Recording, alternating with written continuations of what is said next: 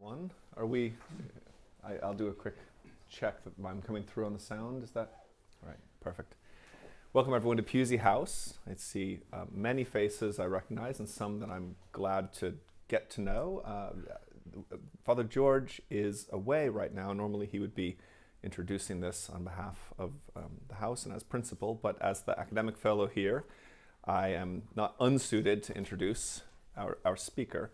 Before I do that though, I'd like to say that we'd like to know who you are if possible, and we promise we won't share it with anyone. It'll just be between us, but we have this list where you can give us your email address, your name.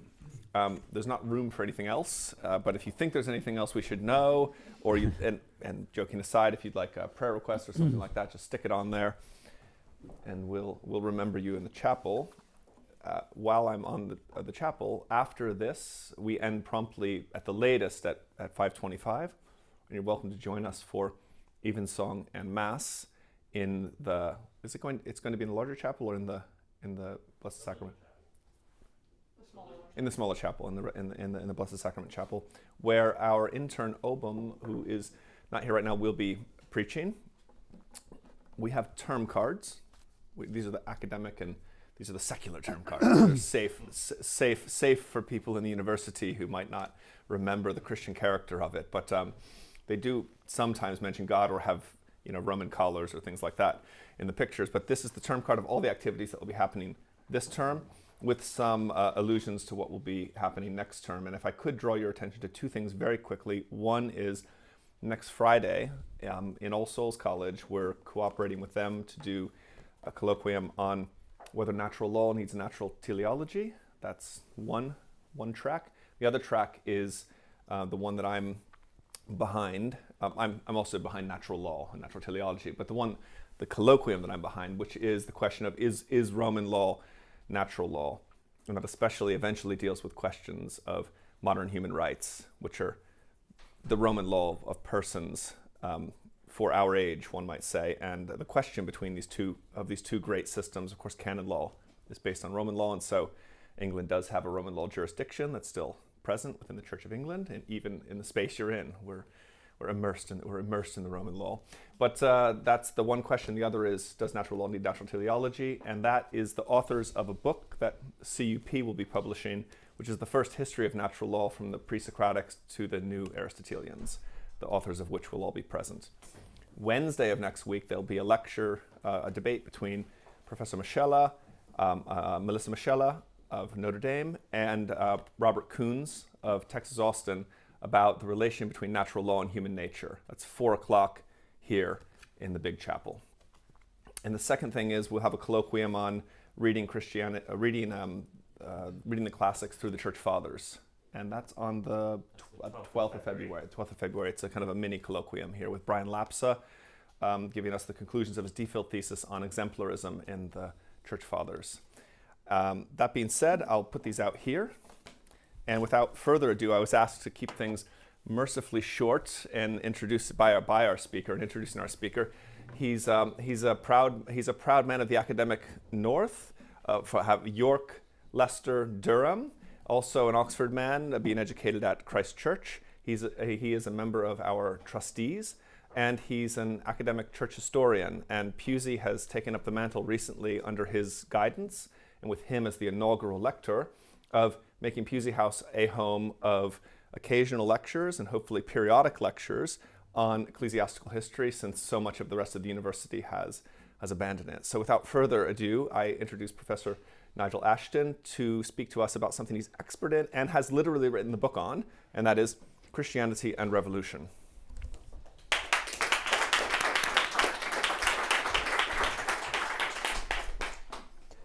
Thanks very much for that very generous but brief introduction, Jonathan. And can you all hear me? Is this working? Right. So it's a pleasure and an honour to be asked to give the first lecture in what I hope will be more than an occasional historical series, and indicate the opening, or perhaps the reopening, of another front in the distinctive intellectual life of Pusey House. My goodness, what a huge sprawling topic has been suggested to me. scary. It goes somewhat against my grain as a plodding archival historian, alert I hope to the particularities of time, place and context to offer what may sound like the kind of generalisations and obiter dicta which compelling objections and exceptions can be made. While I don't believe that history repeats itself, I concede that comparative exercises in studying the past have their uses and may be loosely suggestive as to how we in our own time can either imitate or avoid the actions which men and women of the past at a given point have been responsible for. History can act as a warning, and of course until the rise of so-called scientific history, associated preeminently with Leopold von Ranke in the 19th century Germany, was selectively ransacked by elite educationalists for moral exemplars who offer to students who would constitute the next cadre of the governing class. Few of these men held up for imitation, and they were invariably men, were either revolutionaries, who were by definition no friends of the status quo, or Christians who privileged the precepts of the gospel before the protection of civil society. Personally, you can probably guess this, I'm not naturally a friend to revolutions. And thank God I've never lived through one that I know of or hasn't happened yet. Not of the political kind anyway, and that's my topic here today. But professionally, as a long 18th century historian, revolutions have rather followed me about. My alpha is what was once called the Glorious Revolution in Britain in the late 1680s. My omega, the impact of the French Revolution and its Napoleonic aftermath on France and other European societies. And a quarter of a century ago, I was having my own revolutionary moment that may be the basis of my invitation today, when I wrote and published 2 books that were neither strictly monograph nor textbook. The first, The French Revolution and Religion in 2000, and then Christianity in Revolutionary Europe in 2004. And if one was working on later 18th century religion, as I was at that time, it was rather hard to get away from revolutions. Publishers wanted you to include them in book titles and subject matters. Students had heard of revolutions, and so one was encouraged or compelled to lecture on them with high hopes of getting undergraduates to sign up to your particular course. And that is what I did for a while until, I guess, as an established scholar, I decided I wanted to anchor myself in the studies of the institutional life of the Ancien Regime, which is what I started with back here in the 1980s when I worked on the Gallican Episcopate under the inspirational eye of the late, great Jack McManus. Revolutions were to be glanced at inter alia rather than to be the pole star. I had learnt, in short, to sympathise with counter-revolutionaries. But one had professionally to be reticent about that admission. The early years of my lecturing coincided with the Velvet Revolutions of the late 1980s and the sanguine expectations to which they gave rise that revolutions could be accomplished with a minimal human suffering and lead to a democratic end. I confess to never sharing the optimism about Fukuyama's end of history.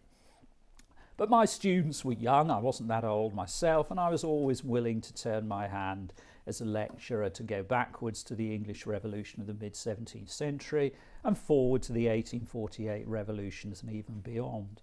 It was good for me pedagogically to get out of my specialist burrow. Whether it was good for first-year undergraduates I taught in successive years, only they could tell. And after that, in mid and later career, which I hope I haven't entirely ended, at Warwick and then at Leicester, for years I offered a special subject on the French Revolution long after I'd ceased to do any research on it. It was either that or its counterpart, the American Revolution, and if it got students to sign up for an 18th century subject, then at least it helped keep me in business. So I've used the invitation today to compel myself to reflect again on the impact of the experience of revolution on individuals and on institutional churches. And anchoring this subject in the grainy textures of time and place, as I'll be honest, been a constant niggle. There will be unavoidably over the next 30 minutes or so a lot of chronological gadding about. Don't worry, I'm going to leave the Reformation, whether short or long, well alone, and my focus and my examples will come principally from the 18th and 19th centuries. And if I have a flint against which I shall strike, it's a splendid recent book by Ambrogio Caiani called Losing a Kingdom, Gaining the World, the Catholic Church in the Age of Revolution and Democracy, which is a long book, published in 2023, which I can thoroughly recommend if you've not come across it before. I think it's about to come out in paperback. And it's acted as an inspiration as I prepared this paper, but Caiani's perspectives and conclusions are not the same as mine. He writes as one who laments the failure of the Church, by which he means principally the Roman Catholic Church, to use revolution to engage with liberal progressive society. He's about to follow up that first volume with a second one, I gather.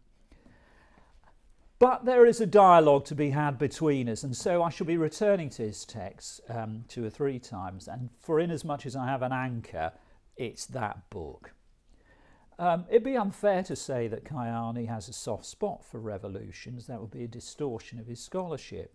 But as a liberal historian, how many historians today, writing today, would not wish to be considered as liberal in their sympathies? He's alert to look for what one might call the positive residue of resolutions in the shape of social benefits, widened political participation, and a discarding of the outworn intellectual conventions that prop up the old order and stand in the way of egalitarian progress. And the 20th century pedigree for that mindset is wide and impressive, with its classic embodiment in the steady stream of Marxist historians who so abounded in the profession well into the 1980s. There were plenty here. Men, and they were, again, invariably men, such as E.H. Carr, Christopher Hill, Edward Thompson, fine scholars all in their way, commended the phenomenon of revolution in their own times and looked for it in past societies. Of course, they recognised that there will be victims of the upheaval that revolution brings, but these people were likely to be on the, quote, wrong side of history. Marxist determinative dialectic convinced them that bloodshed and suffering that the revolutionary experience would redemptively lead the masses into the sunlit uplands of social nirvana.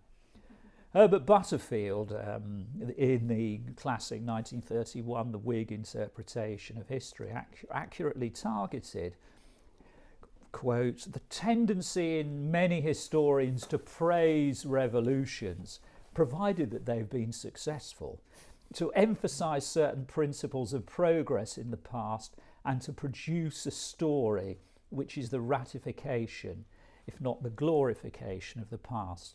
You could suitably amend that quote to fit 2025, I'm sure. Before 1789, however, the notion of revolution was connected, I think, with restitution and a return to earlier models of government and administration which respected local liberties and customs that resisted monarchical overreach. A classic case in point would be the Emperor Joseph II of Austria in the 1780s, whose obsession with engineering institutional uniformity across the Habsburg lands had driven the Austrian Netherlands into open revolt by the late 1780s, a revolt in which parochial clergy were prominent. The unfolding of the French Revolution immediately afterwards was transformative in its reimagining of revolution and what human agency could achieve. Rather more than in 1776, it inaugurated what historians have called the age of revolutions. Think Eric Hobsbawm, that lasted well into the 20th century. You can have a long 19th century or a short 20th century, but they're usually built around revolutions. And these revolutions would have much in common, though my preference would be always to treat each one first as a particularist response to circumstances. The French Revolution envisaged the recasting of society to mark a complete break with what had gone before. A new domain of transformative activity was opened up. that would make possible a new cultural value system. And that was recognised early on, I think, by militant counter-revolutionaries such as Joseph de Maistre, the Abbé Barruel, both of whom were inspired by that great prophet of the counter-revolution, Edmund Burke. Indeed, it may be that the enemies of the French Revolution may have done more than its friends to reify the idea of revolution. Human casualties would be aplenty, but the end justified the means, usually a violent, coercive means. In the French Revolution, the architects of the terror justified mass murder with the language of historical progress. Lenin scornfully consigned his opponents to the dustbin of history, for which one might read mass grave. This was the judgment of history. I want to draw your attention now to two influential books published about 20 years ago by Michael Burley. One, Earthly Powers, the clash of religion and politics in Europe from the French Revolution to the Great War, and which he followed up with Sacred Causes, the clash of religion and politics from the Great War to the War of Terror. Religion and politics influence, shape and feed off each other in complex ways, argued Burley. He puts forward the persuasive thesis that the violent secularist ideologies of Jacobinism, communism and Nazism were surrogate religions that worshipped nation, class and race. But they first had to confine and contest the place of the Christian churches in their new look polities, and to induce believers into transferring their faith exclusively to this world value systems by mobilising languages familiar to believers that might make them apostatise the faster. And so the secular shamelessly pillaged the sacred for striking emblems and festivals. This perspective was never far from militant atheism, but it borrowed extensively from the millenarian tradition within Christianity. The faithful at the end of last year, in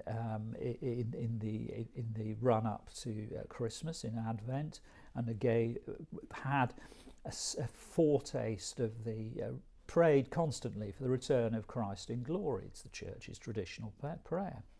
Most Christians have acknowledged that this event will be transformative to an extent that defies imagination and will be entirely the product of the divine will. But there's usually been a minority of Christians at any given point in the past who read the events of their own time as the harbinger of Christ's return in glory and want to assist God through their own agency. The reign of King Jesus needs to be ushered in by active millenarian agitation that will precipitate the destruction of ungodly earthly polities already earmarked for divine destruction. Think of those that followed the Reformation in Germany, the Peasants' War of the mid-1520s, the Anabaptist revolt led by Thomas Munster, or the Fifth Monarchists in mid-17th century England. These had some of the hallmarks of later revolutionary scenarios, except that they were framed within a loosely Christian understanding of the end times. 19th and 20th century revolutionaries, predominantly averse to Christianity as they were in most of its manifestations, borrowed some of the rhetoric but saw revolution as a fresh beginning, not in any sense some anticipation of the end understood in a Christian sense. Revolution and millenarianism both fly in the face of the predominant early modern persuasion that societies are divinely ordained and providentially governed. Fear God and honour the King is the verse from 1 Peter chapter 2 visually reminded Protestant worshippers across Europe.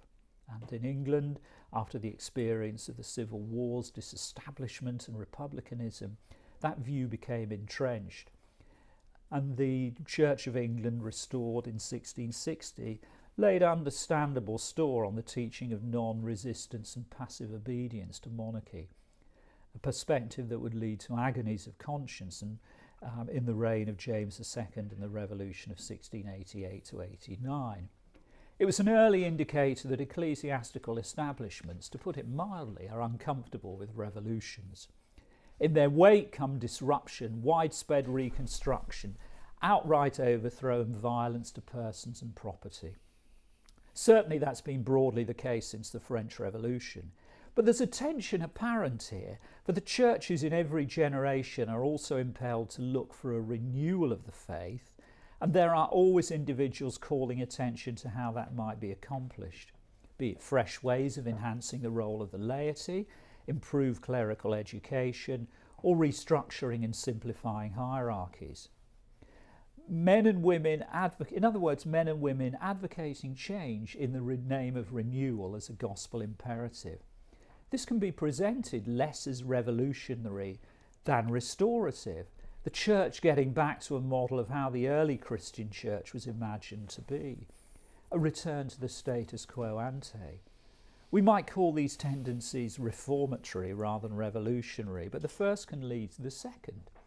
For instance, 18th century Jansenism in France and Italy, urging the rights of the lower clergy, an episcopate that put pastoral care first, and decision-making that was more conciliar than autocratic.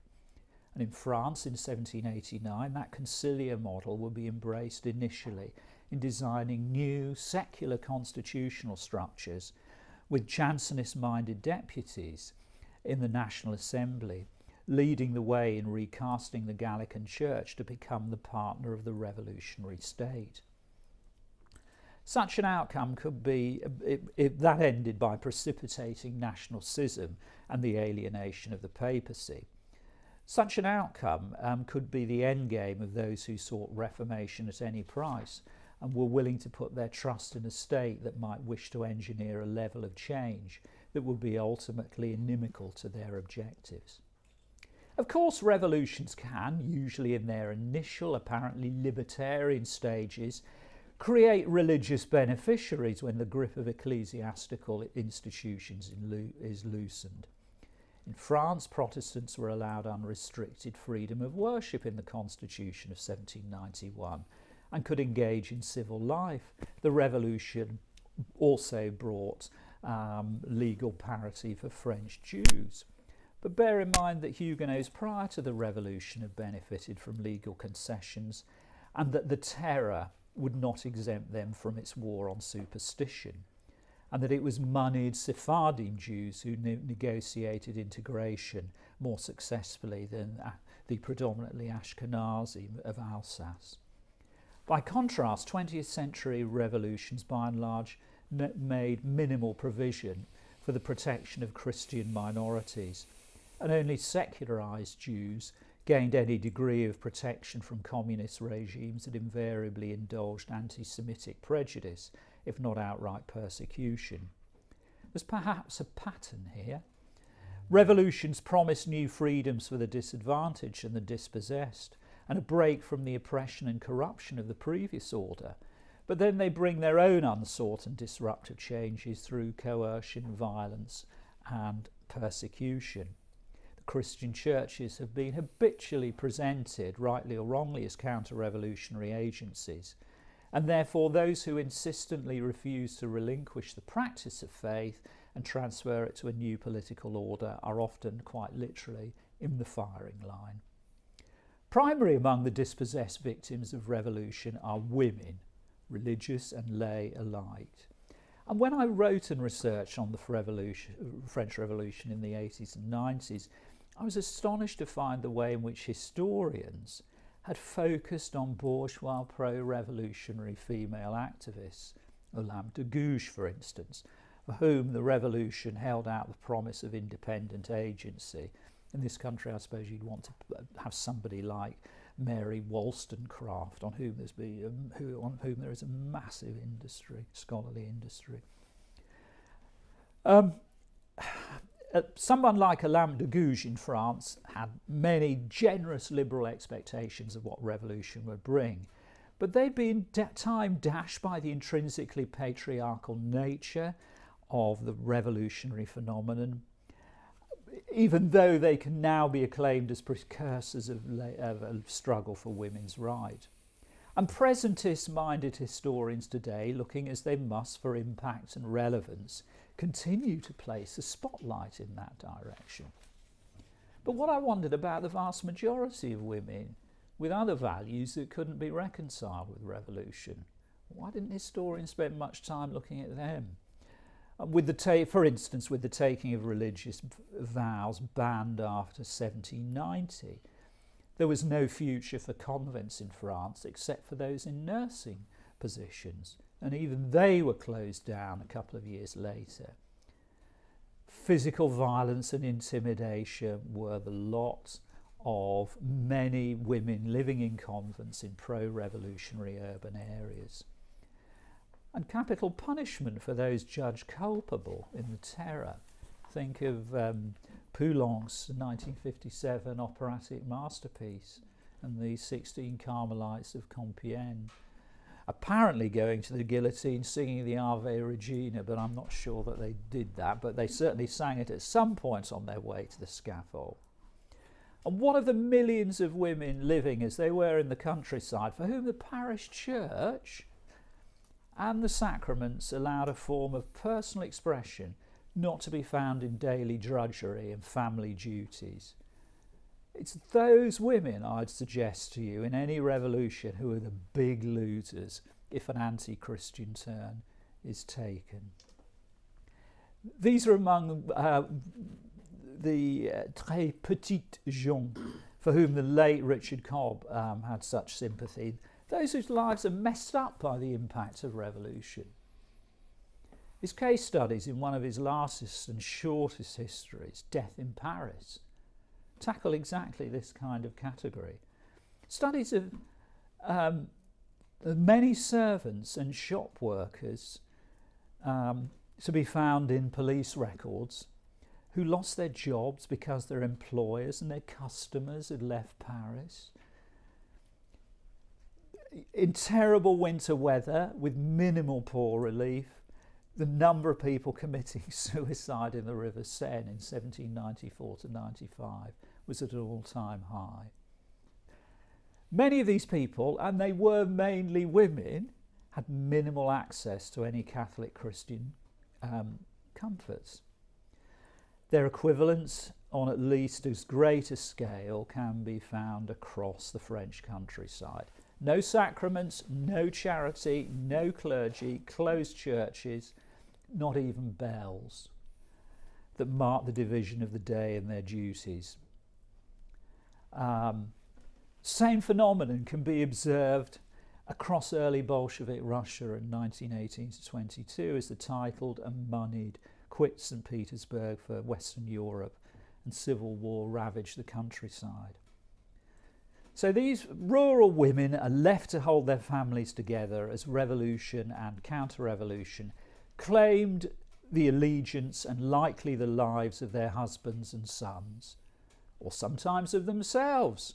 Case in point might be the war in the Vendée of 1794 to 95, one which some have claimed gave credence to the claim that genocide was actually invented in France in the late 18th century. A contention which has generated a paper war, not a papal war, bit of a distinction usually, in the 1990s. But there's a general consensus that about 90% of the rebels, about getting on for 200,000 people, 200,000 people died in that vicious internal conflict beginning in 1793. Women took up arms against the Republic in that war. So did many parish priests who took pride in the title the rebels gave themselves of the Royal and Catholic Army, its symbol, the Sacred Heart. In any kind of counter-revolutionary movement, you will invariably find active clergy, usually carrying weapons and providing leadership. In that period, in the 1790s, they were there to give out remission for punishment for sin, to preach fervent battle sermons, to bless troops. Let us march, the God of battles is fighting for us, what can the blasphemers do against him? And they died for their beliefs alongside their people on the battlefield, on the scaffold, or were deliberately drowned with hands and legs tied. Look at any revolution, you will see the same phenomenon, not on such a scale usually happening. And these ordinary clergy are among a minority of the ordained who stayed in France after the Revolution. What do you do when you're confronted with revolution, which disrupts everything? The choice is hard, very hard. Cathedral chapters were everywhere dissolved in France. Monasteries were closed, so the religious life ends. Just at the point when it's beginning to take off again, at the end of the 18th century. Church lands are nationalised and confiscated. It's not a good picture. Of course, educated Christians can, as they did in 1789, 1830, 1848, and at junctures during the Italian Risorgimento, see much that they like in revolutions, particularly, as I've said, in their early unfolding. They hold out the promise of rights wrongs, social amelioration, a fairer political order. And this prospect of revolution receiving some kind of endorsement from practicing Christians of a liberal persuasion, remember that liberalism is an invention of the 1820s, was usually welcomed by more secularist revolutionary leaders looking for broad-based support outside their own narrow circles. And because revolutions are essentially urban phenomena in their beginning, the big headache is how do you translate it in rural terms. It is urban clergy and congregations that are most likely to see merit in them, irrespective of the response of those higher up the hierarchy who are more likely to be losers than gainers. And that was the case for those signing up to the so-called Constitutional Church in France in 1790. Men who wanted the church and the revolution to remain in alignment as long as possible. Every revolution brings them out. Men who also had prospects of promotion, let's not forget, opened up to them that were never there in the previous order. Revolution brings opportunities for ambitious clergy so long as churches can survive. But as they included some really stellar talent, the Abbé Grégoire, a pioneer of the anti-slavery movement in France, an ex-court preacher, Claude Fauchet, who wrote, "We're at the close of decadence," he wrote on the eve of the revolution, with a keen sense of participating in a millennial drama. Needless to say, he ended up on the scaffold in due course. And as European war exported revolutionary principles and structures far beyond national frontiers, war and revolution, of course, invariably go together, many Catholic enlightened urbanites who viewed the rural populace as ignorant, superstitious obstacles to the forces of historical progress welcomed them. They're willing collaborators in the new political order of the 1800s. Dutch patriots, German Jacobiner, Italian Giacobini, an Italian clergy of a Jansenist persuasion who persisted in seeing the revolution as an opportunity to modernise the church, earning themselves the name of Catholic Democrats in the process. Give you a couple of examples I came across. At Milan during Napoleon's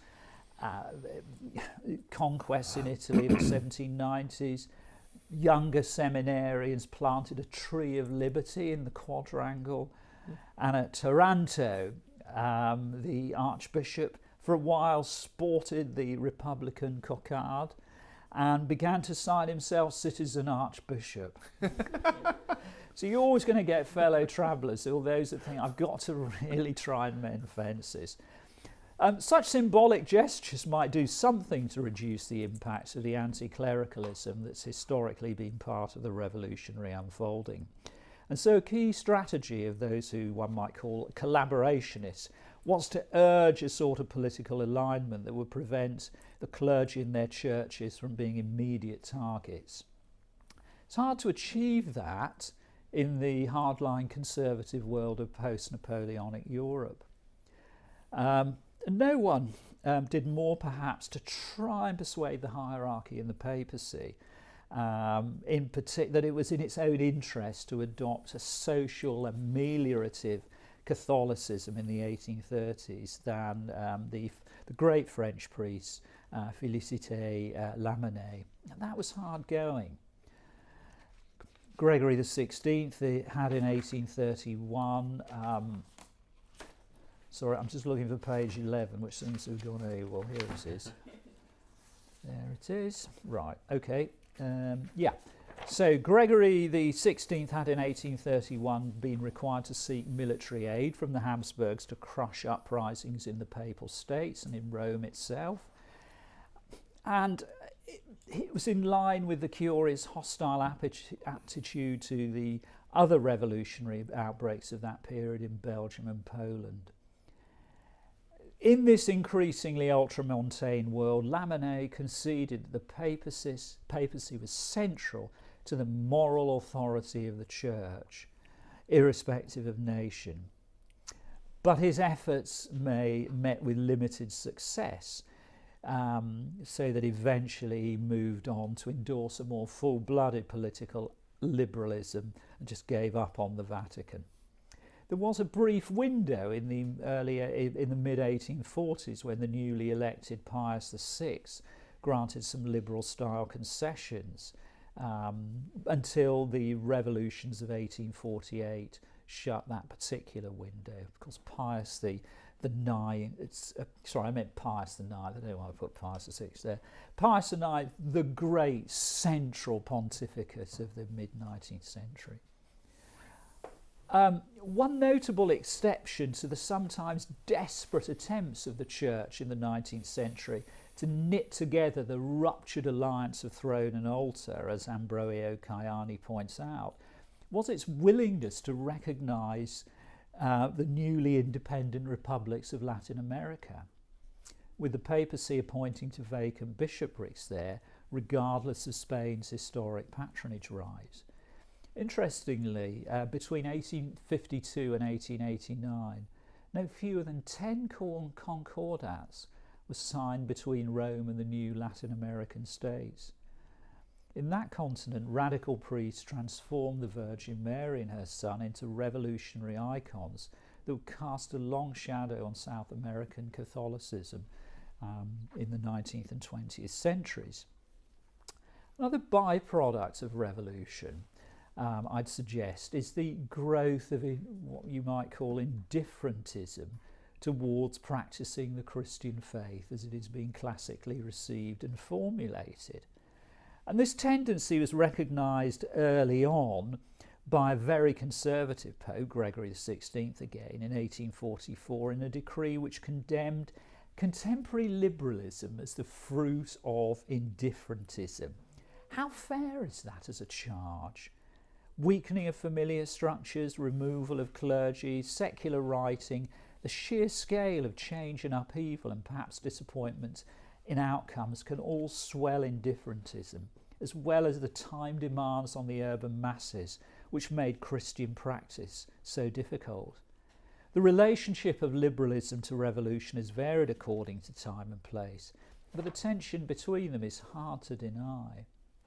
Revolutions are a good antidote to clericalism, one might say.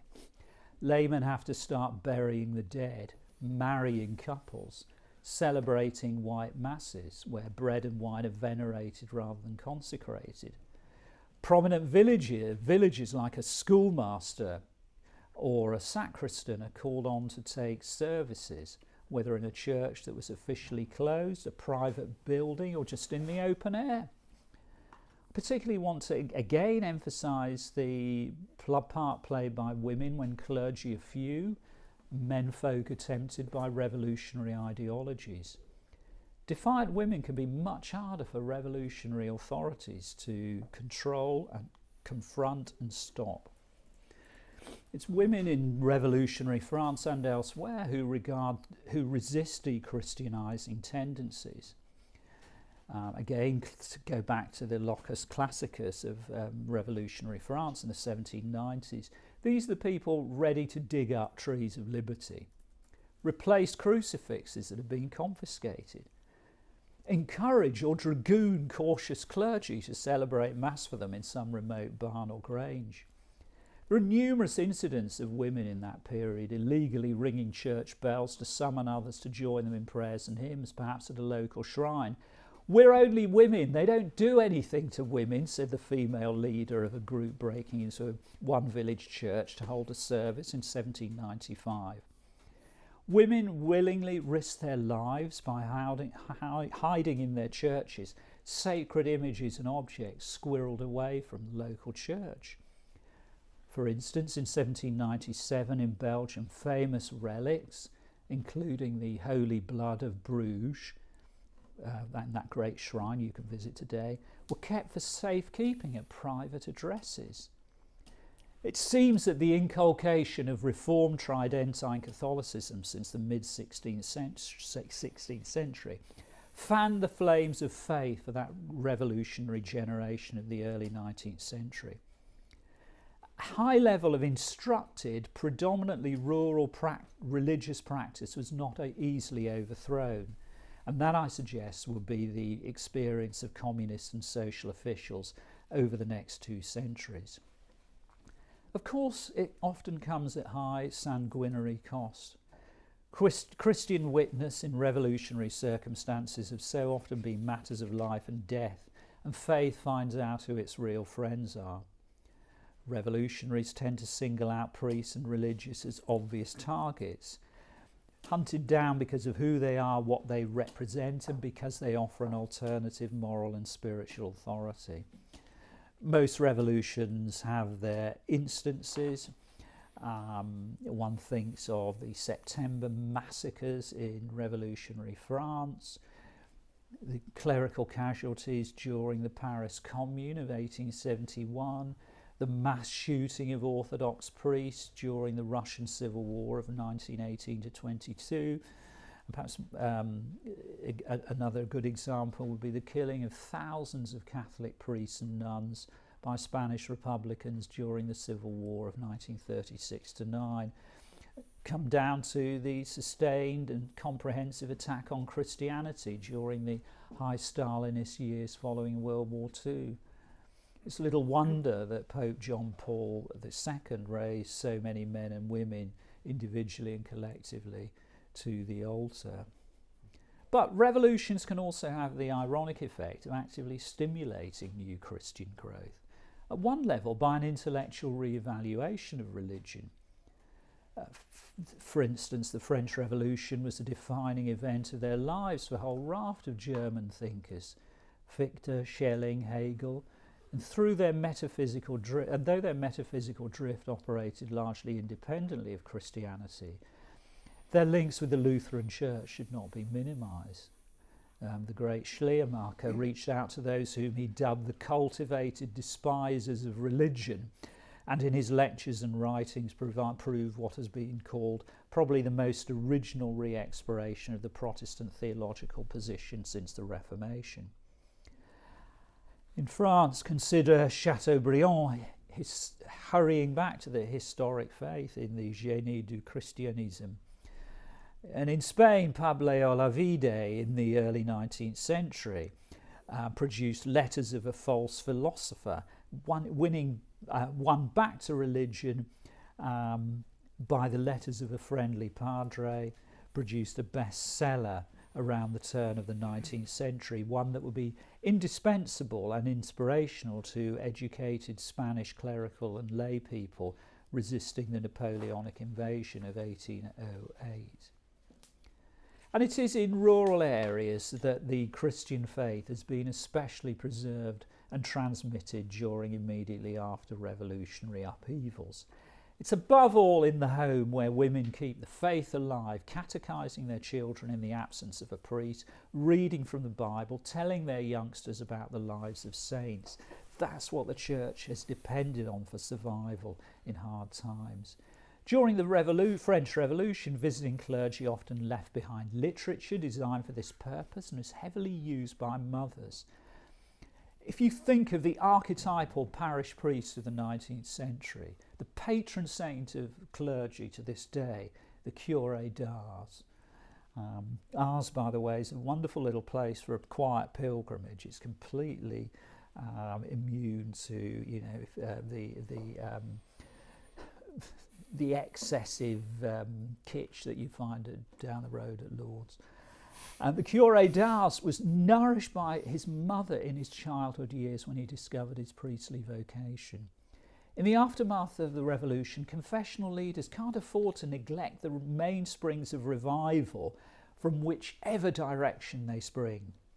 There was in 19th century Catholic Europe a recognition that the surefire way to religious renewal was to make concessions to popular religious feelings that might in the 18th century have been called enthusiasm and superstition. Rural Catholics become the bedrock of the church wherever one looks across Europe, served by a new generation of priests describable as country lads who sympathise with popular hatred of the austerities of Enlightenment reforms. Where else could the papacy anchor itself but in these predominant sentiments of effective religion found in rural areas predominantly? Though the devotion, the fervour and the passion of ordinary folk for their faith in those areas predated 1789, it was witnessed at first hand by Pope Pius VI in 1782 when he travelled from Rome to Vienna in a vain appeal to Joseph II to moderate his extreme Erastian reforms. And it will be from this basis of institutional strength that modern Catholicism would emerge, making the French Revolution, as John McGreevy, Provost of Notre Dame, has argued, the unlikely midwife of global Catholicism. And so, to conclude, what has been, as I warned you at the outset of the lecture, an exercise in aggregation, revolutions have brought incalculable suffering and death in their wake, which is not to deny that religious division and slaughter went well together and had been a cause of interstate rivalry long before 1789.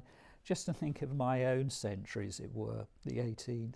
So if one thinks of the Camisard Civil War in southern France during the reign of Louis XIV, the Russo-Turkish conflict, Forgotten War of 1768 to 1794, the sack of Warsaw in 1794, massive casualties. But those episodes featured competing forms of Christianity, not its elimination.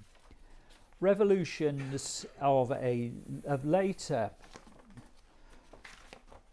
come here, page 16, here it is.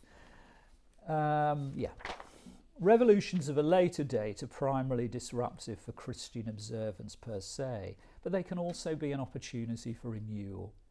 The invariable decline in religious practice can coexist with pockets of deep devotion.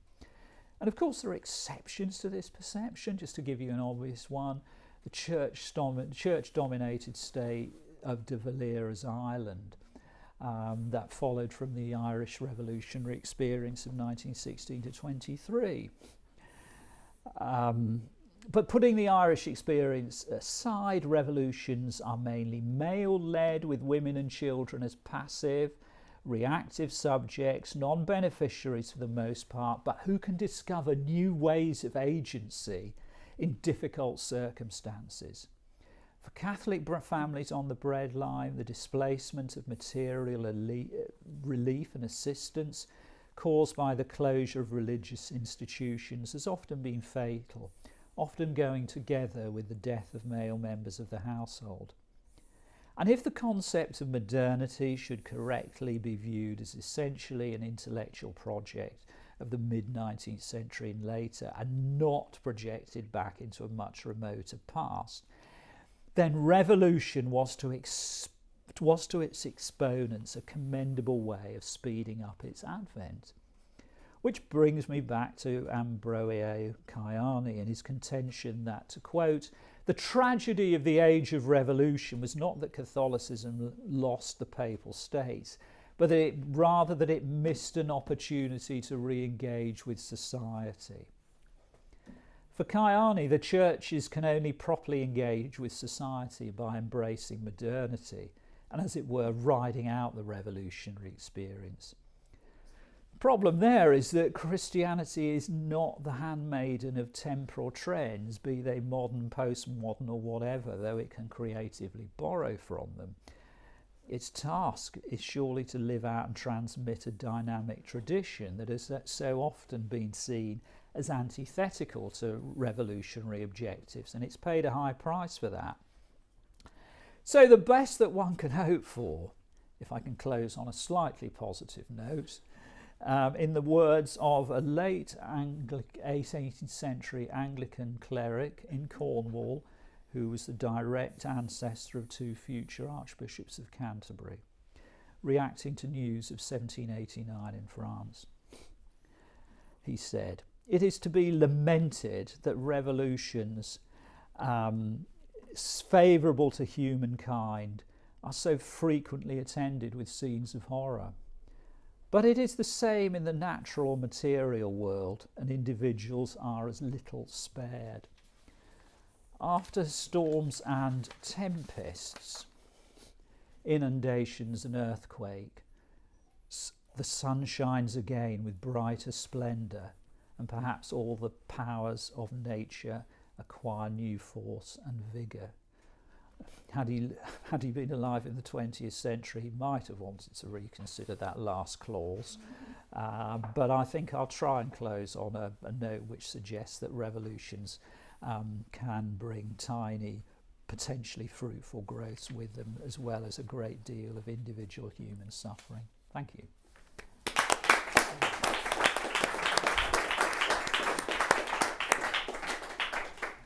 Nigel, do you want to return to the podium to Yes, take questions? Yeah, sure. Yeah. Okay. It's 5-2, so we've got a You little can manage. while. You can manage I them, right? can. You got. Sure, you can go on, yes, please. yes. Yeah, please. Go ahead. Yeah, thank you. My name is Jonathan Luxford. I'm a journalist. Thank you very much indeed. It's extremely interesting to hear all the material you presented. I understand that you were talking particularly about the 18th and 19th centuries, and you're clearly talking about violent revolutions. The objection to, I mean, what I wanted to suggest is, has this approach not been rather turned on its head over the last 50 years, because we have other versions of revolution, including peaceful revolution and Christian revolution. You made a very brief reference to Pope John Paul II, that if you live in Poland or the Philippines or Paraguay or Peru, just countries beginning with P, never mind all the rest, the chances are you will see him as the great Pope of revolutions. And the reason he is seen that way is that there was a discovery, which is associated to some extent with him, of a new view of mass social movements and revolutionary social movements, not as natural opponents of the church, but on the contrary, as allies of the church. And he showed very effectively in Poland how this could be wielded for revolutionary purposes towards democracy, human rights, and a new order. What was achieved in the long run, of course, that you can discuss, that it's all went a bit sort of pear-shaped since then, over the last 30 or 40 years.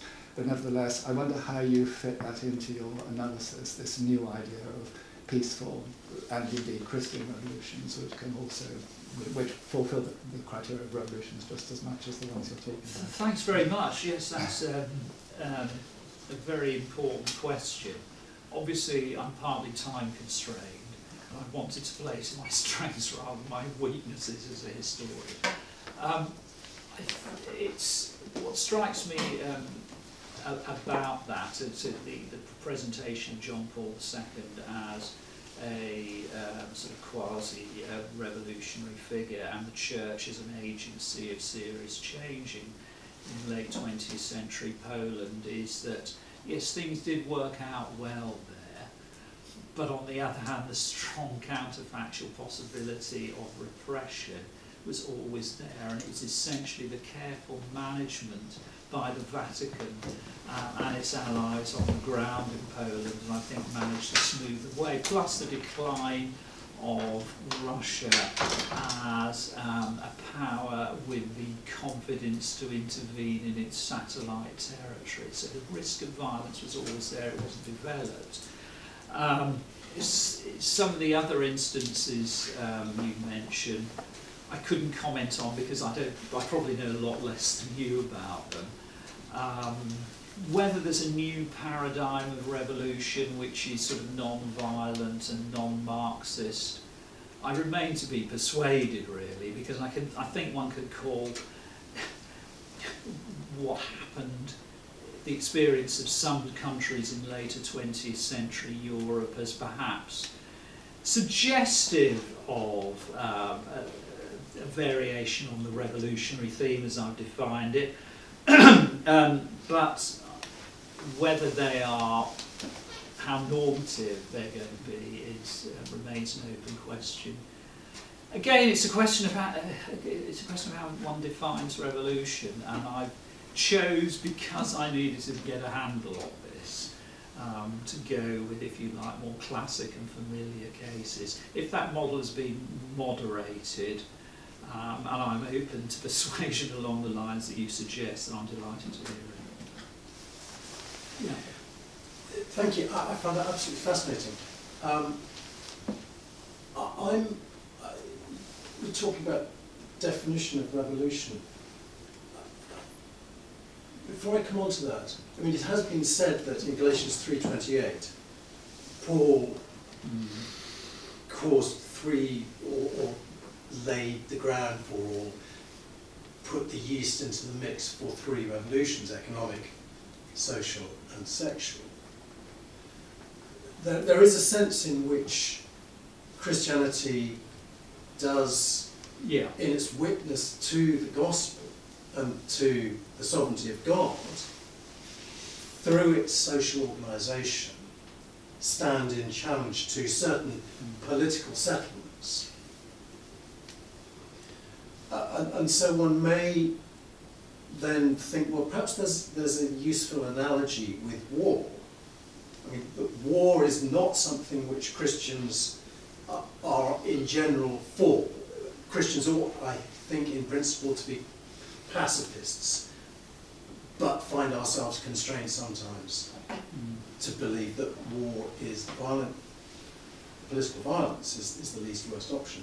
May it not also be the case that for some Christians, political violence in social revolutionary forms may actually be the least worst option? One might think of El Salvador, for example, Chile, and perhaps some Americans now would be thinking that political violence is the least worst option in the United States. And certainly some American political actors talk about revolution, and they have their rural vanguards amongst conservative Christians. Yes, I think I hope you got the point that I made in my spiel about progressive Christians often seeing, and did in the 18th century, the revolutionary process as one which could bring widespread social benefits and perhaps shake up established authorities. In other words, that revolution would not get out of control, would not become a power struggle, and would not necessarily initiate violence. I also wanted to, there is that reformatory streak, that determination to bring about a better society, which of course is a strong dimension of the faith. And I just want to say I agree with you if one thinks of the importance of social Catholicism of the 1880s and 1890s. There that is, where it's safe, where it seems safe, and to talk about it and perhaps recommend it in polities which seem relatively stable. Because I think the Vatican, certainly in the 19th and early 20th centuries, in as much as it went along with social progress, which varied from pontificate to pontificate, tended to do so in, for instance, when the Third Republic in France had settled down and the Italian kingdom was stable, then social Catholicism could be recommended. I'm less familiar with Spanish-American examples, as I indicated, but I was very struck by the emphasis in Kainani's book on the way in which, from an early date in the 19th century, the Church decided, Yeah, we've got to deal with the situation on the ground, and the way in which that link between that can be tied in with the way in which the link between throne and altar has been completely discarded over the course of the last 2 centuries. I think my emphasis is a bit different. Yeah, I mean, I think we're very fortunate in this country that we had our revolution. We decided we didn't much like revolutions. I haven't talked much about it. But there, please God, there won't be a circumstance which arises where actually Christians have to contemplate not just progressive, gentle, passive, pacific revolution, but actually politically violent revolution. And I'm suggesting that actually, I don't want it to be the case, and I've certainly not advocated it, but the politically violent revolution may be the least worst option. Yeah, the problem is that revolutions become power struggles in so many cases. War is a power struggle. Yeah, and that's invariably the fruit of a revolution, because I think you're not going to have a revolution in the first place unless you get an army which is willing to go along with it and perhaps side with it. I think if you've got troops which are loyal to an existing regime, you're not going to have a revolution. But if the troops falter, that's your moment. If you fancy a revolution, yes. My name's Gunnar Chadwick. This is not a question; it's a point. Going back to the French Revolution and women. Yes. There was a woman whose name was Agnes, and when I was younger, I knew her surname. I can't remember it now. And she was in the huge prison on the Ile Saint-Louis. Yes. And the jailer's son became ill, and she nursed him, I'm sure out of the goodness of her heart, rather than knowing what was going to happen. And he survived. And so whenever her name was on the list for the guillotine, the jailer took it off. And so she survived. And what she felt was that the only thing that would save the world, or France possibly, was the education of women. And so she started an order, and it was an educational order. All the nuns taught. And it was called the Order of Saint Clotilde, after Clovis's wife.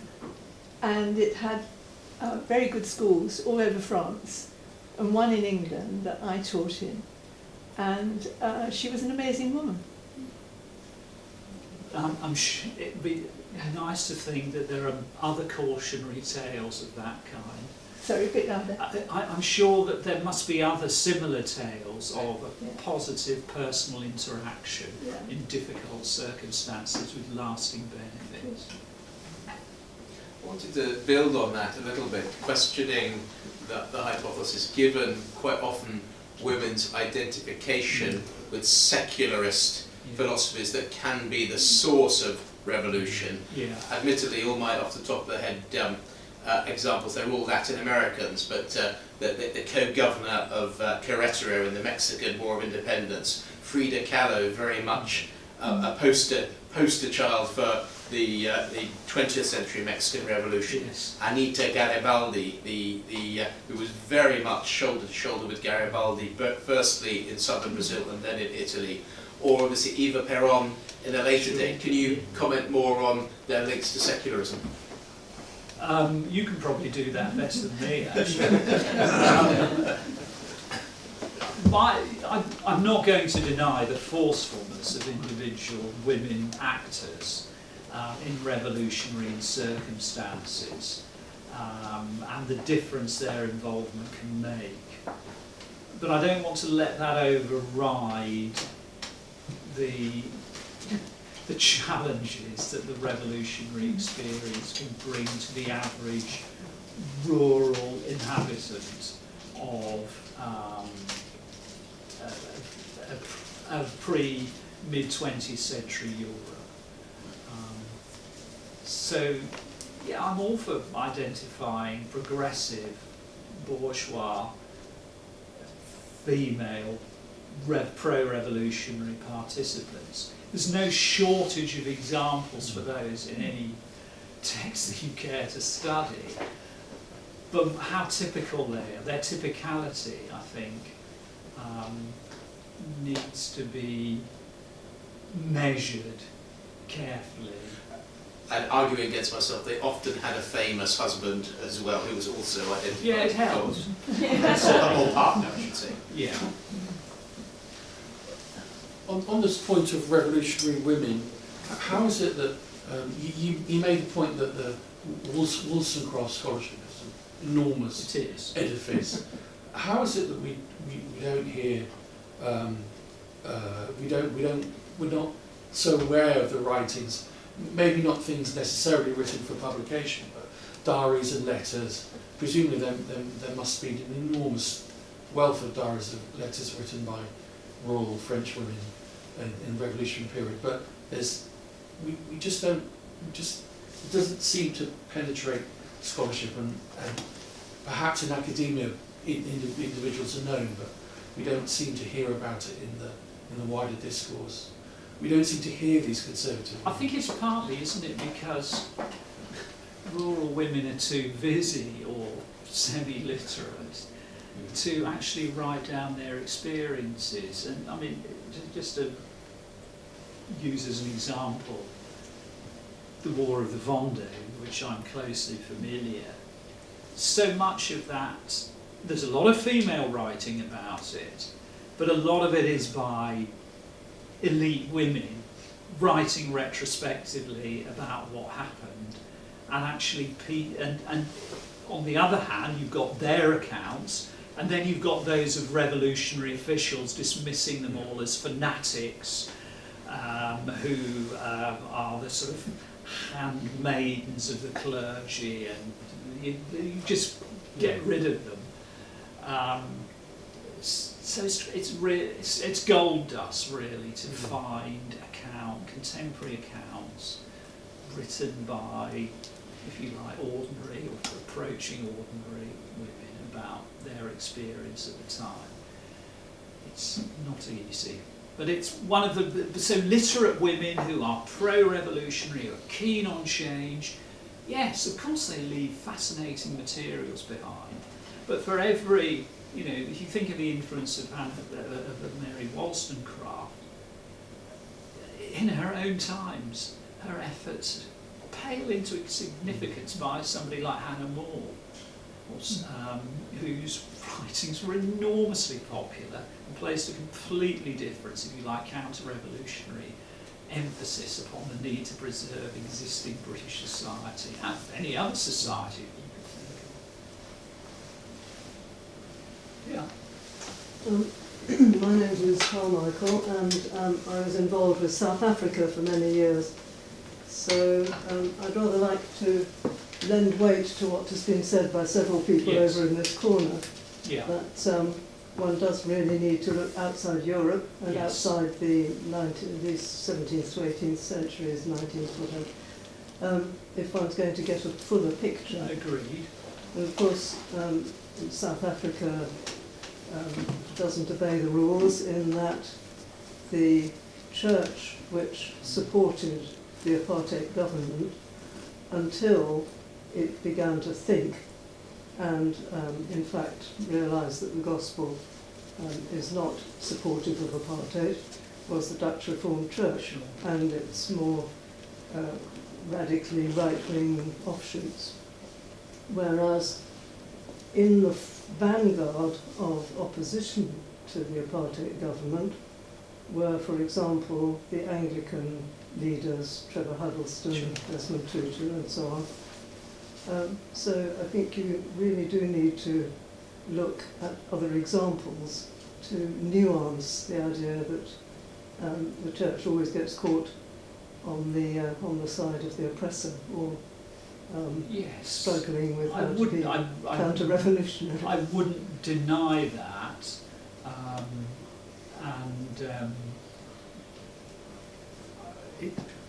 I suppose that we could one talk there of a peaceful, non-revolutionary journey from apartheid to a non-apartheid form of government in 1990s South Africa. In other words, there is a kind of an agreed transition from apartheid to a non-apartheid regime without unleashing, if you like, revolutionary violence. That was very much due to the people I just mentioned. Oh, agreed. But then it's the absence of revolution which one notices there, isn't it, rather than its presence? I may have been a bit bloodier than you think. I Yes. mean, I lived through that. I served on peace committees. I helped to make the transition far less bloody than it could have been. Yes, well, that's a fascinating subject. I'd love to talk further about that. But any more questions, folks?